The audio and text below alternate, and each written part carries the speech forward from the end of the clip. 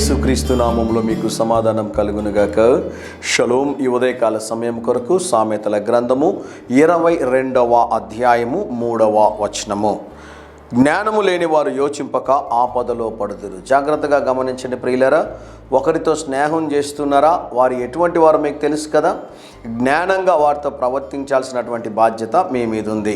ఓ project ఆరంభిస్తూ ఉన్నారు, ఒక పని ప్రారంభిస్తూ ఉన్నారు, ఒక బిజినెస్ ప్రారంభిస్తున్నారు, ఒక బిజినెస్లో మీరు కూడా పార్ట్నర్ అవుతూ ఉన్నారు. లేకుంటే ఏవైనా ఒక కొత్త ప్రాజెక్ట్ చేయాలనుకున్నప్పుడు, కొత్త పనులు ఏదైనా చేయాలనుకున్నప్పుడు మీరు జాగ్రత్తగా ఆలోచన చేయాలి. మనము ఎవరితో సహవాసం చేస్తున్నాం, వారు ఎటువంటి వ్యక్తులు, వారి వల్ల మనకేమైనా సమస్య ఉందా లేకుంటే సమస్య లేదా అనేటటువంటి విషయాలు జాగ్రత్తగా గమనించవలసినటువంటి అవసరత మన మీద ఉంటుంది. ఒకవేళ మనం జాగ్రత్త పడకపోతే ఏం జరుగుతుందంటే వాక్యంలో రాయబడింది కదా, జ్ఞానము లేని వారు యోచింపక ఆపదలో పడుదురు. మనతో ఉన్నటువంటి వారు మనల్ని ఏం చేస్తూ ఉంటారు, తెలివిగా వారు తప్పించుకొని నింద మొత్తం మన మీద వేసేస్తూ ఉంటారు, తప్పు మొత్తం మన మీద వేసేస్తూ ఉంటారు. కాబట్టి మనం ఎలా ఉండాలి, జ్ఞానంగా ఉండాలి. జ్ఞానం ఇచ్చేవాడెవరు, దేవుడు.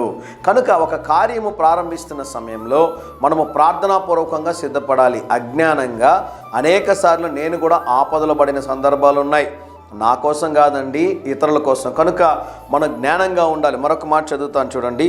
బుద్ధిమంతుడు అపాయం వచ్చుట చూచి దాగును. ఎలా ఉండాలంటే మనము బుద్ధి కలిగి ఉండాలి.